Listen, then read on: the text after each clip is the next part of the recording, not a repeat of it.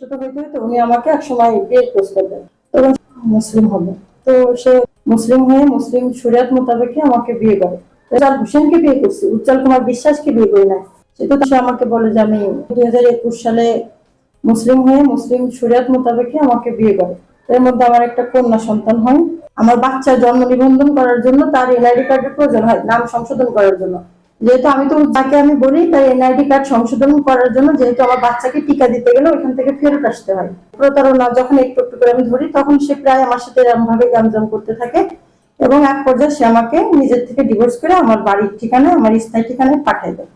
আমি এখন আইনের দ্বারস্থ হয়েছি। এখন আমি দাবি করি যে আমার সাথে যে প্রতারণা হয়েছে এবং আমার বাচ্চার ধর্ম পরিচয় এবং পিতৃ পরিচয়, এটার জন্য একটা সুষ্ঠু বিচার আমি পাই।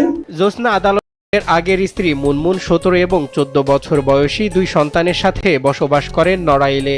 এমনকি মুসলিম না হয়েও ভুয়া কাগজ দেখিয়ে বিয়ে করেন জোসনাকে। আমার সাথে 3টা বছর তো সে মুসলিম হিসাবেই সংসার করলো, কিন্তু মুসলিম তো সে হয়নি।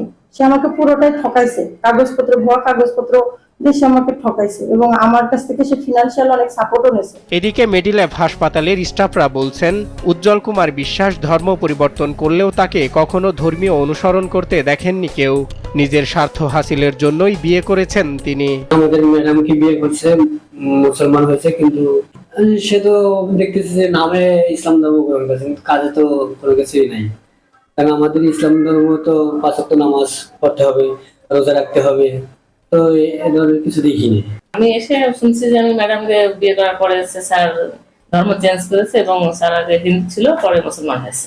সে হিন্দু ছিল, পরে আমাদের ম্যাডামের বিয়ে করে সে মুসলমান হয়েছে, পরে সে আবার হিন্দু ধর্মে ফিরে চলে গেছে। আমি এখানেও কাজ করি, আমি হয়েছে ম্যাডামের বাসায়ও কাজ করতাম। আমি নামাজ পড়তে তারা দেখিনি, ইসলাম ধর্মটা এখন তো দেখছি যে নিজের স্বার্থের জন্য সে ধর্ম গ্রহণ করছে। পরবর্তীতে যেহেতু সে হিন্দু ধর্মে আবার ফিরে গেছে, যখন সে বিপদে ছিল তখন সে ইসলাম ধর্ম গ্রহণ করছে। বিপদ থেকে উদ্ধার হয়ে যাওয়ার পরে আবার সে পুনরায় সে তার পূর্বের ধর্মে চলে গেছে। এ বিষয়ে উজ্জ্বল কুমার বিশ্বাস সব অভিযোগ অস্বীকার করলেও দেখনামা বলছে, জোসনাকে তালাক দেওয়ার 3 মাস আগেই পূর্বের সকল এফিডেভিট প্রত্যাহার করে পুনরায় হিন্দু ধর্ম গ্রহণ ও প্রথম স্ত্রী মুনমুনকে আবারও বিয়ে করেন তিনি এবং জোসনা খাতুনকে তালাক দেয় উজ্জ্বল কুমার বিশ্বাস।